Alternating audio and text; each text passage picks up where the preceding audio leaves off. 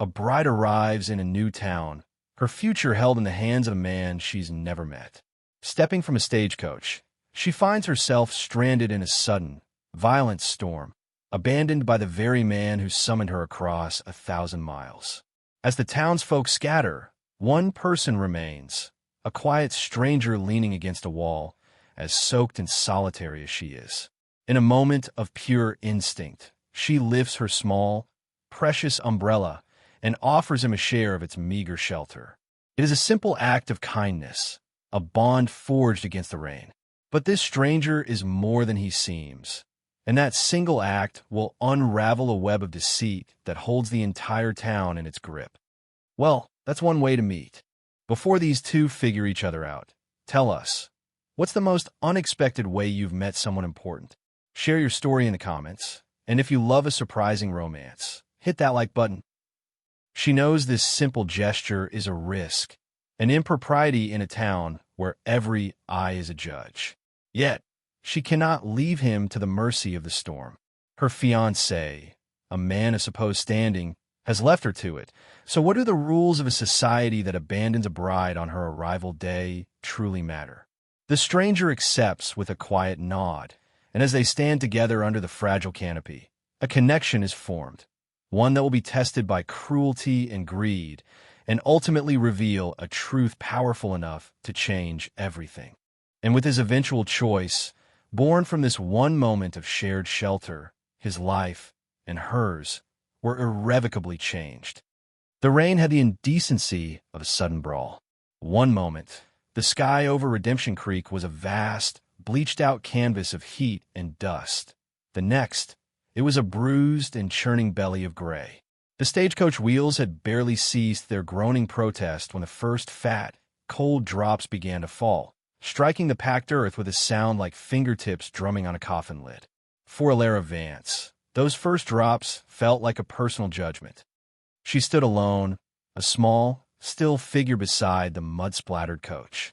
Her dress, a simple cream-colored muslin she had sewn herself over countless nights by dwindling candlelight, was meant to be her wedding dress.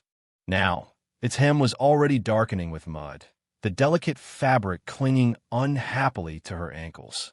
In her hand, she clutched the handle of her valise, and in the other, a small, dark green umbrella her mother had once owned. It was her only heirloom of any worth, and she had raised it against the sky just as the heavens had truly opened. The people who had gathered to witness the arrival of Theron Bartholomew's mail-order bride dissipated like sugar in the downpour. Faces that had been a mixture of curiosity and thinly veiled pity vanished into the doorways of the mercantile, the saloon, and the land office. They scurried for cover, leaving her in the center of the street as if she were the source of the storm itself. Her fiancé, Theron Bartholomew, was not there. The letter he had sent, the one that had felt like a divine answer to her prayers, had been specific. The Tuesday stage. I will be there to greet you. It was Tuesday. The stage was here. She was here. He was not. A cold dread, far more chilling than the rain, began to seep into her bones.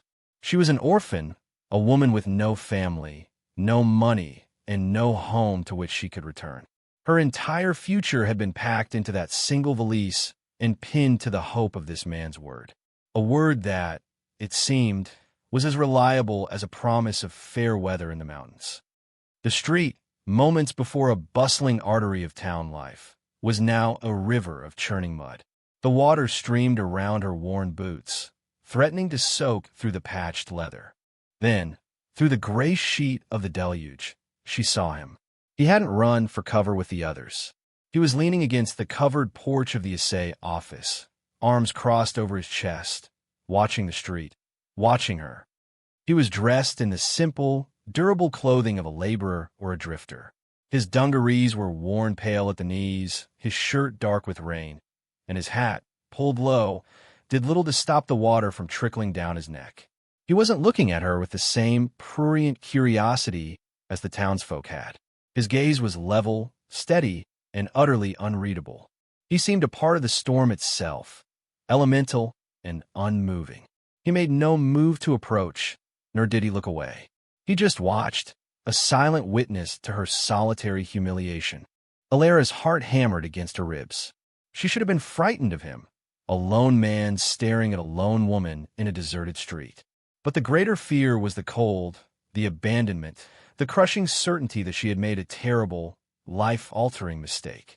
He looked as soaked as she was beginning to feel. He had no coat, no shelter beyond the meager overhang of the Assay office roof, which was now beginning to drip a steady curtain of water just in front of him. Her mother's voice, a distant echo from a life before orphanages and desperate prayers, whispered in her memory. Kindness costs nothing, Alara. It is the only currency that enriches the giver. She looked down at the small, green umbrella in her hand. It barely covered her own shoulders. It was a foolish, impulsive thought. A woman in her position did not approach strange men. A bride-to-be, even an apparently abandoned one, was meant to maintain her decorum. But Theron had abandoned her to the storm. The town had abandoned her to it. Decorum felt like a luxury she could no longer afford. Taking a deep, shaky breath, she stepped out from the relative safety of her own small shelter and began to walk across the muddy street, her boots making sucking sounds with each step. The man didn't move, but she saw his head tilt slightly, his gaze following her slow, deliberate progress. The rain plastered her hair to her cheeks and ran in cold rivulets down her back, but she kept her eyes fixed on him. She stopped a few feet away, the rain drumming a frantic rhythm on the taut silk of the umbrella. He was taller than she had first thought, broad-shouldered, with a face that looked as if it had been carved from granite and left out in the sun and wind. His eyes, she could see now, were a startlingly clear gray, the color of a winter sky. There were lines of weariness around them, but no meanness. "Sir," she said, her voice small but clear over the roar of the rain. "You are getting soaked." He gave a slight, almost imperceptible shrug, his gaze dropping to the umbrella and then returning to her face. "It's just water." "It's a cold water," she countered, her own shivering lending truth to her words. "It can get into your bones." A long moment of silence stretched between them, thick with the sound of the storm. He seemed to be weighing her, assessing not just her words but the impulse behind them. She felt a flush of embarrassment, certain he was about to laugh at her or dismiss her with a cruel word. She was making a fool of herself, offering a thimble of protection against an ocean of rain. But he didn't laugh. He simply pushed himself off the wall and took a step towards her, stopping just at the edge of the umbrella's protection. "And you're offering to share?" he asked, his voice a low baritone, rough around the edges like unpolished stone. "I am," she said, her resolve hardening. She lifted the umbrella a little higher, a silent invitation. There seems to be enough misery in this storm without adding to it unnecessarily. He looked at her for another long second, and then, with a slow, deliberate movement, he stepped in beside her. The space under the small umbrella became immediately, intensely crowded. His shoulder was a warm, solid presence just inches from her own. He was careful not to touch her, but the heat radiating from him was a stark contrast to the cold rain. He smelled of wet earth, pine, and something else she couldn't quite name, something like iron and solitude. They stood there together in a small, self-contained world of quiet, the roar of the downpour creating a wall of sound around them. He was a complete stranger, yet in that moment, under the fragile canopy of her mother's umbrella, Alara felt less alone than she had since stepping off the stagecoach. She had offered him shelter, but in his silent, solid presence, she had found a sliver of it for herself. The quiet between them was not awkward. It was watchful. He did not press her with questions, for which she was grateful. He simply stood, sharing her space, his gaze fixed on the muddy torrent that had once been Main Street. Alara found her own breathing steadying, the frantic panic in her chest easing into a dull ache of disappointment. "You're waiting for someone," he stated, his voice low. It wasn't a question. "Yes," she confirmed, her eyes on the door of the saloon, half expecting, half dreading that Theron Bartholomew would emerge. "My fiancé, Mr. Bartholomew." The man beside her was silent for a moment. She risked a glance at his profile. His jaw was tight, his expression grim. "Theron Bartholomew," he repeated, the name sounding flat and toneless in his mouth.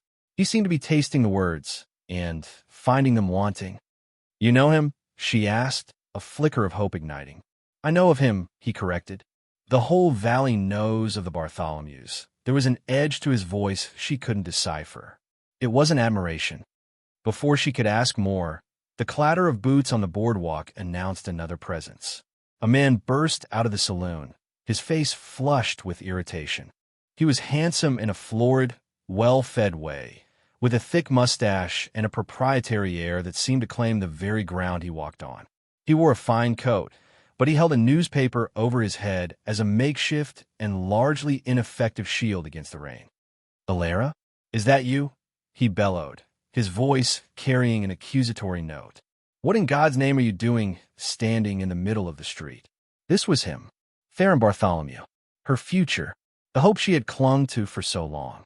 He didn't look at her with relief or affection, but with pure, unadulterated annoyance. The stage arrived, she said simply, her voice sounding small and weak to her own ears. You weren't here. Of course I wasn't here. Look at this mess. He gestured wildly at the sky. I was waiting for it to pass. You were meant to show the good sense to take shelter in the station. He finally seemed to notice the man standing beside her, and his eyes narrowed in suspicion and contempt. And who is this? The stranger didn't flinch under Theron's hostile gaze. He simply met it, his gray eyes as unyielding as stone. Alara felt a sudden, fierce need to defend him, to defend her own small act of kindness. This gentleman was kind enough to wait with me, she stammered, knowing how it sounded. The truth, that she had been the one to offer shelter, seemed even more scandalous. Theron scoffed, a short, ugly sound. He strode forward, grabbing her arm. His grip was surprisingly tight, possessive. Kind enough? He's a drifter, a no-account saddle tramp. You'll learn quickly, my dear, not to associate with his kind. He pulled her away from the stranger, out from under the umbrella, and the cold rain immediately assaulted her again. Come on, my father is waiting. You've made enough of a spectacle of yourself for one day. He began to drag her towards a buckboard tied up further down the street. Alara looked back over her shoulder. The stranger had not moved. He stood alone in the rain now, watching them go. His expression was still unreadable, but for a fleeting instant, she thought she saw a flicker of something in his eyes. Pity, perhaps, or something harder, like judgment. But it was not directed at her. It was fixed squarely on the back of Theron Bartholomew. Then, as if he were no more substantial than a shadow, he turned and melted back into the gray deluge, disappearing from sight. Theron hustled her into the buckboard, his mood as foul as the weather. Sharing your umbrella with riffraff. Is that what they taught you in that orphanage? A Bartholomew bride does not consort with vagrants. Alara sat stiffly on the hard wooden seat, the rain and Theron's words chilling her to the marrow. She said nothing. She simply clutched the handle of her valise and the slick, wet handle of her mother's umbrella. The brief moment of shared warmth and quiet dignity was gone, shattered by the harsh reality of her new life. The stranger had called the water cold, but it was nothing compared to the ice in her fiancé's voice. She looked out at the bleak, muddy town of Redemption Creek and felt a profound sense of foreboding. The storm outside was violent, but she had a growing, terrible suspicion that the true storm was the one she was just now riding into. The Bartholomew Ranch was not a ranch. It was an empire carved out of the valley floor. It spread for miles in every direction, the fences marching relentlessly over hills and across creeks, a testament to the ambition and ruthlessness of the man who owned it, Jedediah Bartholomew. The main house was a large, two-story timber structure that looked less like a home and more like a fortress. It was imposing and dark, with narrow windows that seemed to squint suspiciously at the world. Jedediah himself was a larger, older, and harder version of his son. He greeted Alara on the porch with a curt nod, his eyes sweeping over her damp, simple dress with unconcealed disapproval. "So, you're the girl," he said, his voice like gravel grinding together. "You're smaller than I expected." There was no warmth in his welcome, no kindness. She was appraised like livestock, a new acquisition to be judged for her perceived flaws. Theron's mother, a thin, perpetually worried-looking woman named Martha, hovered in the background, offering a weak smile that didn't reach her eyes. She looked at Alara with a sort of weary pity, as if welcoming another prisoner to the same jail. Alara's new life began not with the gentle courtship she had foolishly daydreamed of, but with a series of unspoken rules and overt commands. She was shown to a small, Spartan room at the back of the house, far from the family's quarters. It was clean but cold, with a single narrow window that looked out onto the muddy expanse of the stable yard. It was made clear, through Theron's constant corrections and his father's dismissive grunts, that she was here to be useful, quiet, and grateful. "My father believes a woman's hands should be busy," Theron explained one evening, after she had spent the entire day helping the housekeeper, a grim-faced woman named Agnes, with the mending. "Idleness is the devil's workshop, especially for a woman of your background." Her background. The word was always used like a brand, a permanent mark of her inferiority. She was the orphan, the mail-order bride, the charity case who should be endlessly thankful for the privilege of marrying into the Bartholomew name.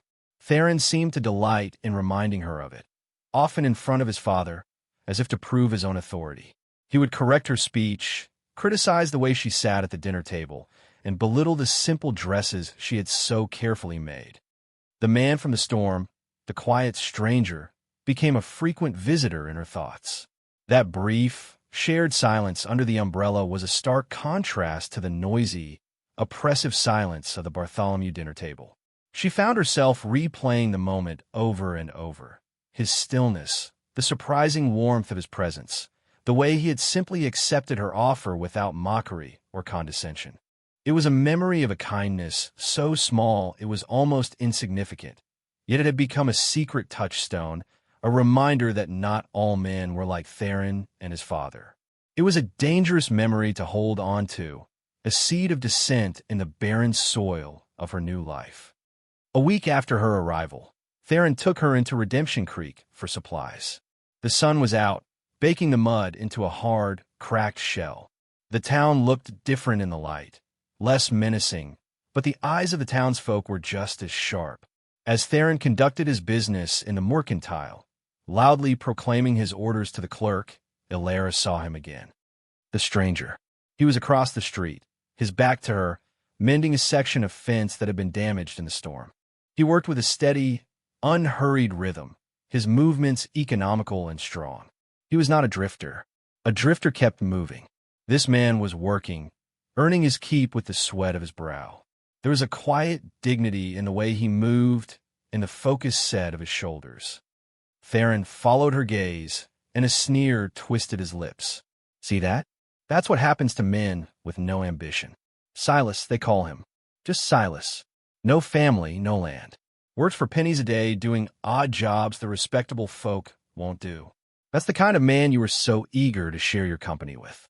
Silas." The name settled in her mind, solid and simple, like the man himself.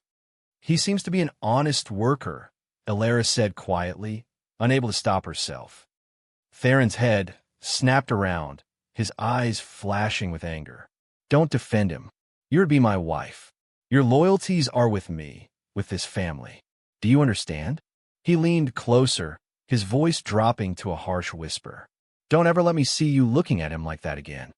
The threat was clear, and it sent a chill down her spine. His jealousy was not born of affection, but of ownership. She was a possession, and she had dared to look at another man with something other than disdain. The incident cemented a growing, terrible realization in Alara's heart. She was not engaged to be married. She was contracted to be owned. The Bartholomew Ranch wasn't a home. It was a gilded cage, and the door was beginning to swing shut. The days bled into one another, each one a careful navigation of the treacherous currents of the Bartholomew household. Alara learned to make herself small, to speak only when spoken to keep her eyes downcast. She worked alongside Agnes, the housekeeper, learning the rhythms of the large, unhappy house. She darned socks, polished silver that was only used to impress the occasional visitor, and tended a small vegetable garden out back, her one place of solace. It was there, with her hands in the cool earth, that she could momentarily forget the weight of Theron's constant scrutiny. Her wedding was scheduled for the end of the month. The date loomed not as a promise of joy, but as a final, inescapable deadline. Martha Bartholomew, in a rare moment of what might have been sympathy, had given her a bolt of white satin. "A bride should have a proper dress," she'd murmured, her eyes skittering away as if she were committing a crime. Alara knew it was a gesture meant to maintain appearances, not to bring her happiness, but she was grateful for it all the same. The task of sewing her new wedding dress became her secret act of rebellion. She would work on it late at night in her small room by the light of a single lamp. The intricate stitches were a distraction, a place to pour her focus and her fear. As she sewed, she would think of Silas. She had seen him a few more times on her rare trips to town with Theron. He was always working, always alone. He never sought her out, never even seemed to look in her direction, but she felt his presence like a low hum beneath the noise of the town. He was a fixed point in a world that felt increasingly unstable. One afternoon, Theron decided the front porch railing needed painting. It was a task for a hired hand, but he assigned it to Alara. "It will do you good," he said with a cruel smile, a reminder of the value of honest labor, something you wouldn't know much about. It was a deliberate humiliation. He made her do it while his father sat on the porch swing, watching her with cold, appraising eyes. She was dressed in one of her old work frocks, her hands clumsy with the heavy brush and the sticky, foul-smelling paint. Her face was flushed with shame, but she refused to give them the satisfaction of her tears. She worked with a determined, quiet fury, focusing on the simple, repetitive motion of the brush. She was so engrossed in her task that she didn't hear the horse approach. It was only when a shadow fell over her that she looked up. Silas was there, mounted on a sturdy-looking bay. He had stopped on the road just outside the Bartholomew gate. He wasn't looking at her, but at Jedediah Bartholomew. "Mr. Bartholomew," Silas said, his voice calm and even. "The bridge over Miller's Creek is out. Washed out in the last rain. Just thought you should know. Your west herd won't be able to cross." Jedediah grunted, annoyed at the interruption and the news. "I've got men to tell me that. Don't need a drifter's report." Silas's gaze remained steady. "Your men are on the wrong side of the creek. They won't know until they get there. I thought I might save you some time." He tipped his hat slightly, a gesture of politeness that held no subservience. His eyes, for a single, fleeting second, flickered towards Alara. It was a brief, almost imperceptible glance, but in it she saw a universe of understanding. He saw her, not as a drifter sees a fine lady, but as a man sees a woman forced into a demeaning task. He saw her humiliation, and his expression hardened. Without another word, he turned his horse and rode away, his back straight and proud. The silent communication, the brief, shared look of acknowledgement, was enough to fuel Theron's simmering rage. As soon as Silas was out of earshot, Theron grabbed the paintbrush from her hand, his fingers digging into her wrist. "What was that? What was that look he gave you?" "I don't know what you mean," Alara said, trying to pull her arm away. "Liar," he hissed, his face close to hers. "You think I'm a fool? You've been making eyes at that worthless trash since the day you arrived. You're supposed to be grateful to me, to this family. Instead, you shame me with your cheapness." "I have done nothing," she insisted, her voice rising with a strength she didn't know she possessed. "I was painting a railing because you told me to." His grip tightened, and for a moment, she thought he would strike her.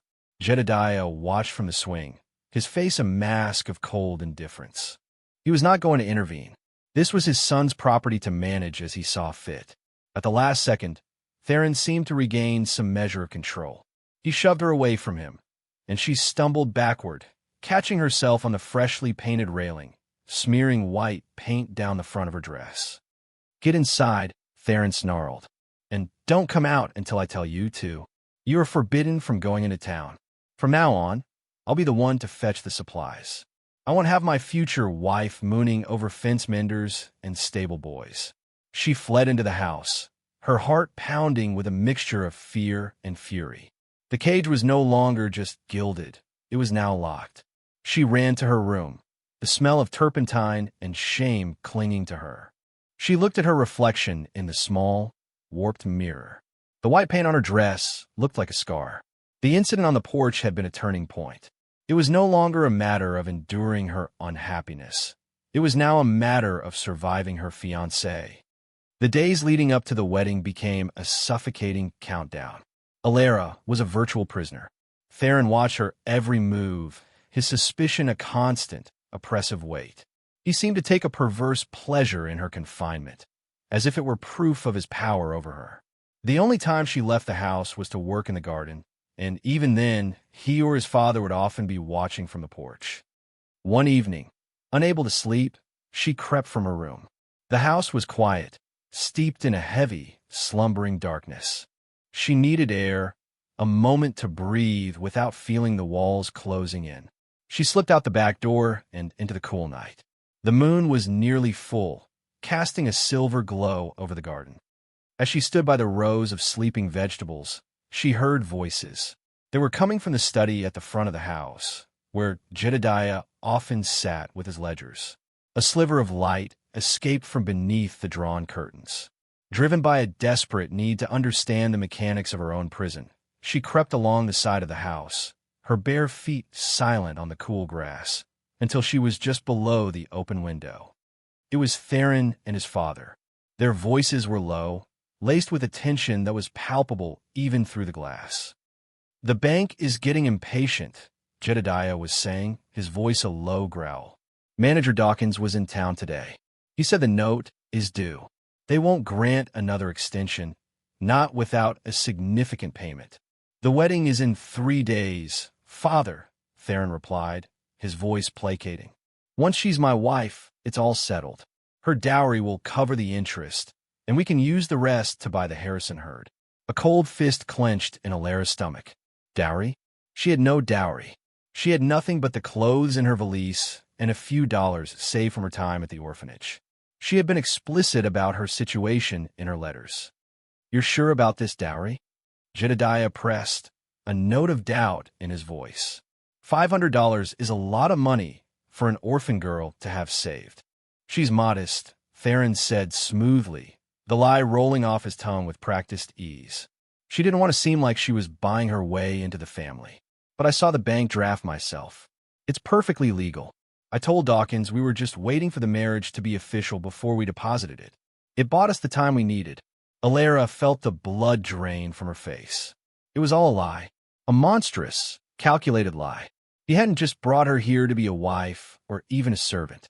He had invented a phantom dowry, using her name, her very existence, as collateral in a scheme to defraud the bank. She was not just a possession. She was a tool, a pawn in their desperate financial games. The full weight of their deception crashed down on her.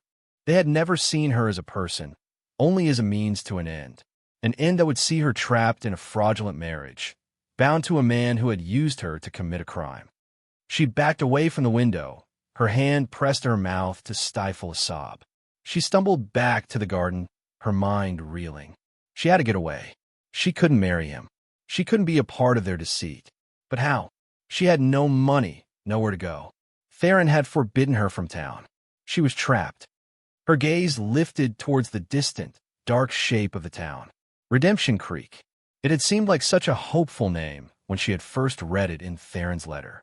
Now it sounded like a cruel joke. There would be no redemption for her here.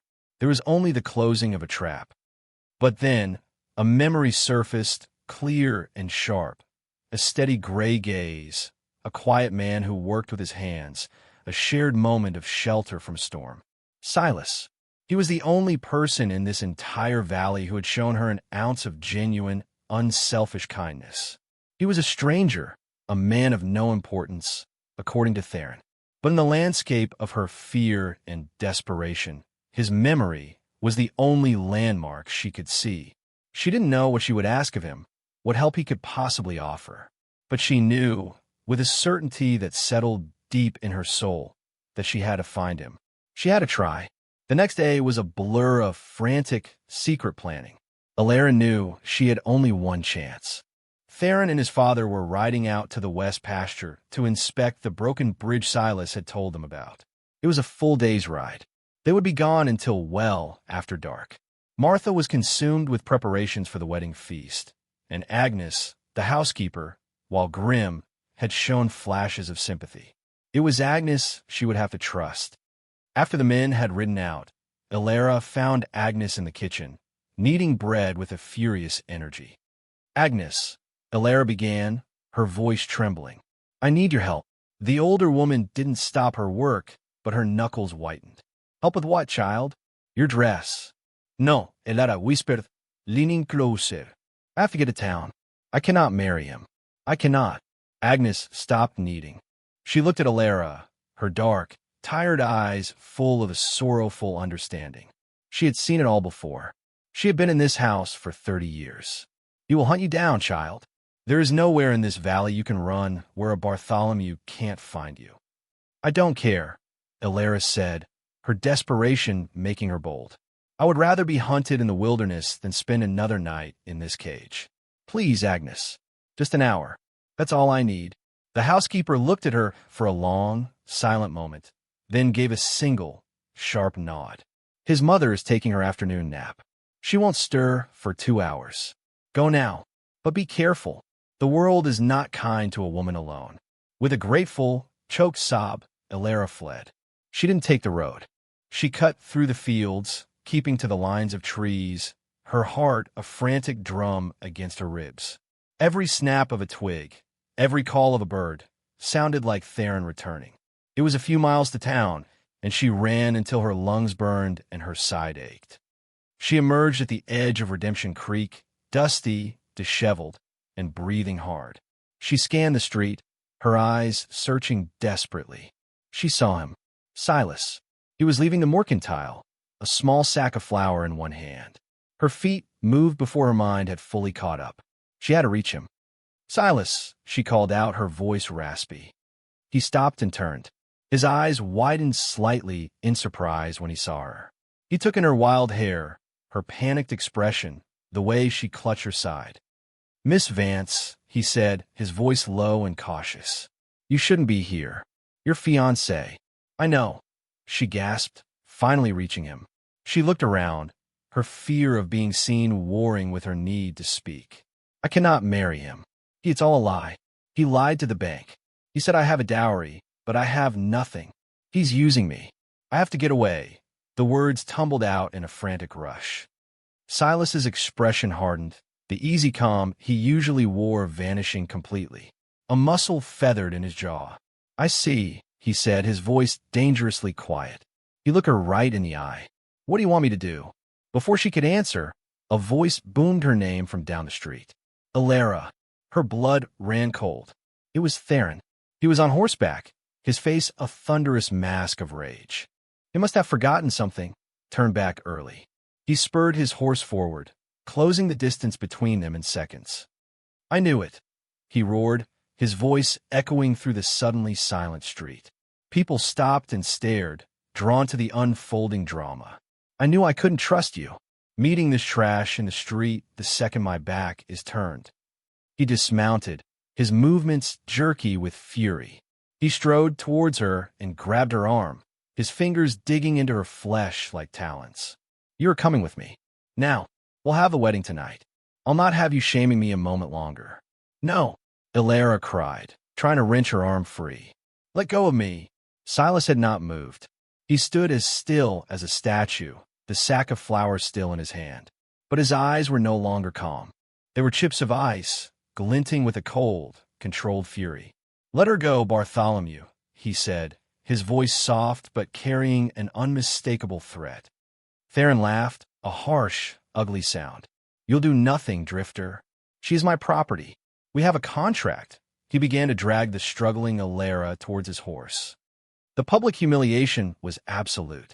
She was being manhandled in the main street, her private desperation laid bare for the entire town to see. She looked at the faces of the onlookers, the mercantile owner, the blacksmith, women she had passed on the street. She saw shock, some pity, but mostly fear. No one would intervene. No one would dare cross a Bartholomew. I said, Silas repeated, his voice dropping even lower, becoming something truly dangerous. Let her go. He took a step forward. Theron, seeing the look on Silas's face, shoved Alara behind him, positioning himself between them. You touch me, and my father will see you hanging from a tree by morning, he snarled. Silas stopped. He looked from Theron's sneering face to Alara's terrified one. The street was silent save for the wind whistling between the buildings. For a terrible, sinking moment, Alara thought he was backing down. He was one man, a poor laborer, against the most powerful family in the valley. What would he possibly do? But Silas's expression shifted. It was not a look of defeat. It was a look of cold, hard decision.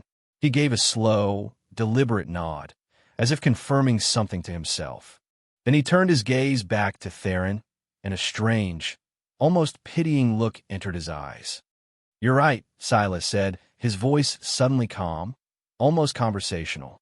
This is not the place for this. He turned and looked directly at Alara, his gray eyes holding hers. Go back with him. For now, this will be settled. I give you my word. It was the most insane thing she had ever heard. Go back. Into the lion's den? But there was something in his eyes, a depth of certainty and authority that defied his simple clothes and his lowly station. It was a promise, and against all logic, she found herself believing it. Theron, taking this as a victory, laughed triumphantly. He tightened his grip on her arm and hauled her towards his horse, shoving her roughly up into the saddle before mounting behind her. As he wheeled the horse around to head back to the ranch, Alara looked back. Silas was still standing in the middle of the street, watching them go. He hadn't moved. He just stood there, a silent, unmovable object, a storm gathering in his stillness. And in that moment, Alara knew that the confrontation wasn't over. It had just begun. The ride back to the ranch was a nightmare of silence and rage. Theron's arm was a band of iron around her waist, his anger a palpable heat at her back. He didn't speak, which was somehow more terrifying than his shouting. When they arrived, he dragged her from the horse and shoved her into the house, straight to her room. You will stay in here, he said, his voice a low, vicious snarl. The preacher is coming this evening. You will marry me tonight, and then you will learn what it means to be a Bartholomew's wife. You will learn obedience. He slammed the door, and she heard the unmistakable, final sound of a key turning in the lock. She was trapped. Silas's promise, which had seemed so solid in the street, now felt like a desperate, foolish hope. What would he do? He was a laborer. The Bartholomews were kings in this valley. She sank onto her bed, the half-finished satin wedding dress lying across the chair like a pale ghost. The silence of the house pressed in on her, thick and suffocating. Hours passed. The sun began to set, painting the sky in brutal streaks of orange and red. She heard the arrival of a carriage. The preacher. Her time had run out. A few minutes later, there was another sound, a buckboard arriving at a brisk clip. Footsteps crunched on the gravel path, firm and purposeful. There were voices on the porch, low and urgent. Agnes's voice, then Theron's, sharp and angry. Then another voice, deeper and calmer, that made the hair on Alara's arms stand up. Silas. She scrambled to the door, pressing her ear against the hardwood. What do you want, Drifter? Theron was saying, his voice dripping with contempt. Have you come to be whipped for interfering in my business? I have come on behalf of the Redemption Creek Bank, Silas said. His voice was different. It held an authority she had never heard before, crisp and clear and utterly confident. The drawling, rough edges were gone. This was the voice of a man accustomed to being obeyed. There was a moment of stunned silence from the porch. The bank. Jedediah Bartholomew's voice cut in, sharp with suspicion. The bank doesn't send vagrants to do its business. They do when the vagrant owns the bank, Silas replied, his voice flat and final. A choked, strangled sound came from Theron. Alara's own heart seemed to stop. She couldn't be hearing this right. It made no sense. My name is Silas Croft. The voice continued, each word a hammer blow against the foundation of the Bartholomew Empire. My family's firm, Croft Consolidated Holdings finalized its acquisition of this bank and all its outstanding assets this morning. That includes the mortgage on this ranch. A mortgage which, I have just learned from Manager Dawkins, is in significant default and was extended based on fraudulent claims of a forthcoming collateral payment. The silence that followed was so profound that Alara could hear the frantic beating of her own heart. The world had just tilted on its axis. That's impossible, Jedediah stammered. I assure you, it is very possible, Silas said, his voice now tinged with ice. I've spent the last month here, Mr. Bartholomew, not as a drifter, but as an assessor. I wanted to see the people and the town my family was investing in, to see the character of the men who owed us money. And I have seen it. I've seen it in excruciating detail. There was a pause. Now, I believe you have a young woman locked in a room in this house. You will open that door. Immediately. The command was absolute. It was not a request. Footsteps hurried down the hall. The key scraped in the lock, and the door to her room was thrown open. Agnes stood there, her face a mixture of terror and awe. Beyond her, in the hallway, stood Theron and Jedediah, their faces ashen, their arrogance stripped away, leaving only slack-jawed disbelief. And on the porch, framed by the doorway, stood Silas. He was no longer the dusty laborer.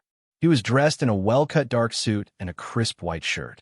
He looked taller, more powerful, as if the clothes were not a costume but his natural skin, and the worn dungarees had been the true disguise. His gray eyes found hers across the room, and the cold fury in them softened, replaced by a deep, quiet concern. Alara stepped out of the room, her legs unsteady. She walked past the frozen figures of her former captors and stopped at the threshold of the porch. The preacher, a nervous-looking man in a black coat, stood awkwardly to one side, his Bible clutched in his hands like a shield. The confrontation hung in the twilight air, thick and heavy. Theron, finally finding his voice, took a step forward, his face mottled with rage and desperation. You can't do this. We have a contract.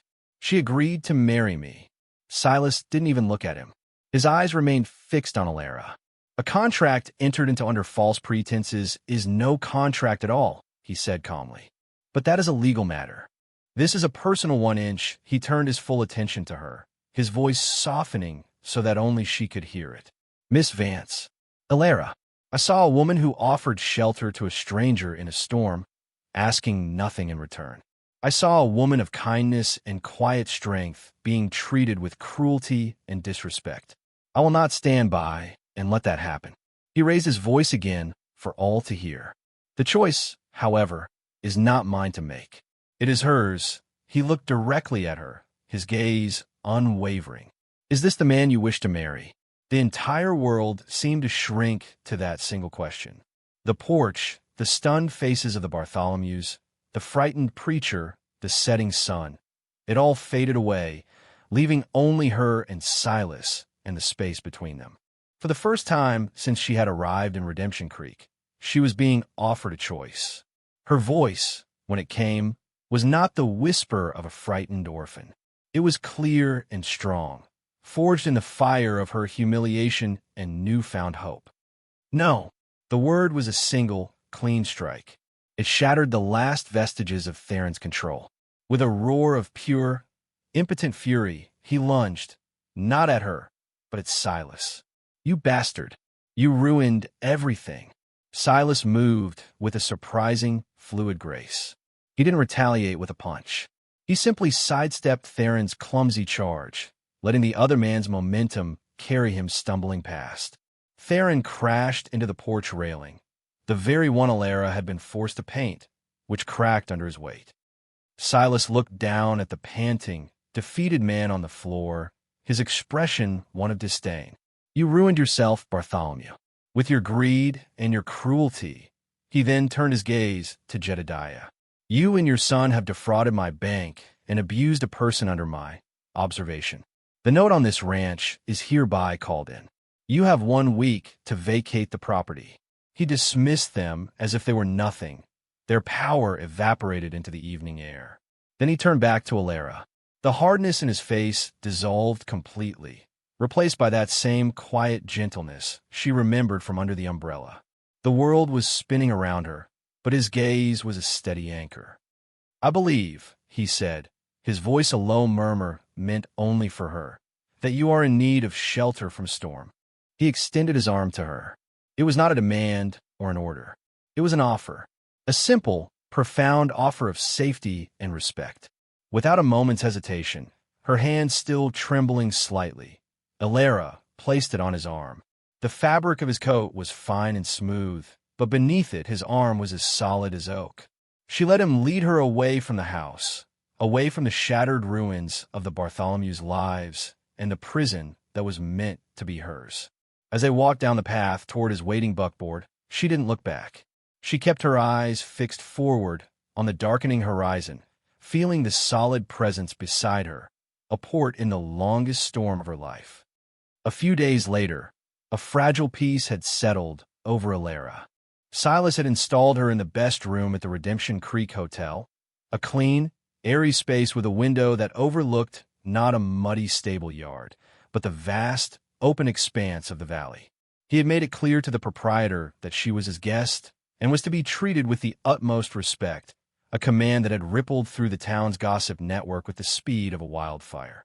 The story of the Bartholomew's downfall and the drifter's true identity was on everyone's lips. She was no longer seen as the pitiful mail-order bride, but as a figure of intrigue, the woman at the center of the storm. She had spent the time in quiet solitude, allowing the tumultuous events to settle. The fear had receded, replaced by a tentative, unfamiliar feeling: freedom. She was beholden to no one. Her future was a blank page, and while that was daunting, it was no longer terrifying. There was a soft knock on her door. She opened it to find Silas standing there. He was dressed simply again, in clean dungarees and a soft cotton shirt, the suit of the powerful bank owner put away. In his hands, he held a long, slender parcel wrapped in brown paper. "May I come in?" he asked, his voice gentle. She nodded, stepping aside to let him pass. He placed the parcel on the small table by the window.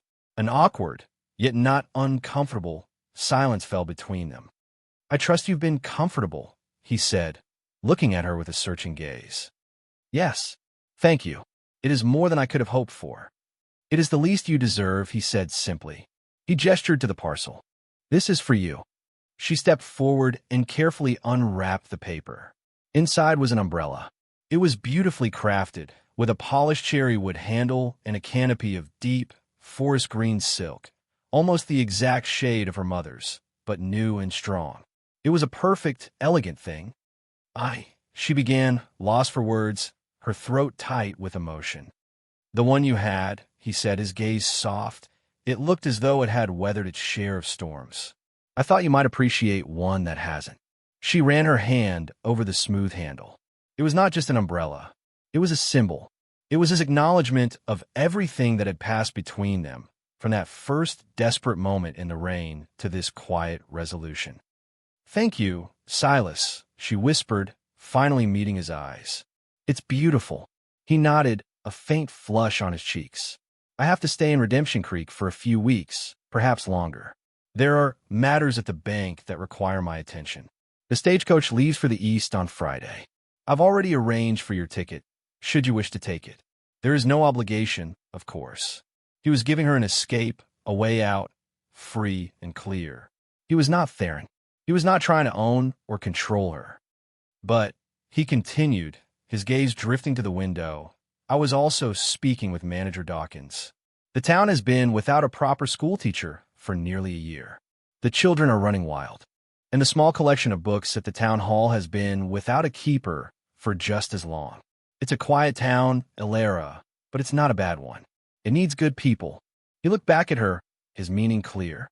He was not offering her a cage. He was offering her choices. A life she could build for herself, on her own terms, right here.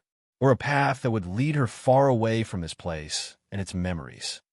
"The first time we met," he said, his voice a low, intimate rumble, "you offered me shelter when you had little enough to spare for yourself. It was perhaps the most honest gesture of kindness I have received in a very long time. In my world, kindness is often a currency, an investment. Yours was not. I won't forget it. He seemed to have said all he intended to say. He gave a small, almost shy nod and turned to leave. His duty done, her options laid before her. "Silas," she called out, her voice stopping him at the door. He turned, his hand on the knob, his gray eyes questioning. The words she wanted to say were too new, too fragile to be spoken. "Don't go. Stay. I feel safe when you're near." But it was too soon. Instead, she gave him a piece of the truth that felt just as real, just as important. "I won't be needing that ticket for the Friday stage," she said, her voice steady. A small, genuine smile touched her lips for the first time in what felt like a lifetime. "I believe I'd like to see about the books in the town hall." A slow, brilliant smile spread across Silas Croft's face, transforming his stern features and making the weariness fall away from his eyes. It was the first time she had truly seen him smile, and it was like the sun breaking through the clouds after a long, hard rain. He didn't say another word. He simply nodded once more, a world of understanding passing between them in that single gesture, and then he was gone, leaving her alone in the quiet room. Alara walked to the window, the new umbrella in her hand. She looked out over the town of Redemption Creek. It no longer looked like a prison or a place of judgment. It looked like a beginning. The valley spread out before her, vast and full of possibility. She gripped the smooth, strong handle, the feel of it solid and real in her palm. The storm had passed, and for the first time, she was holding her own shelter. Thanks for watching. If you believe in compassion, overcoming prejudice, and finding love in unexpected places, give this story a like and subscribe for more. This story showed love and heroism where least expected. What was your favorite moment of connection between them? Tell us in the comments.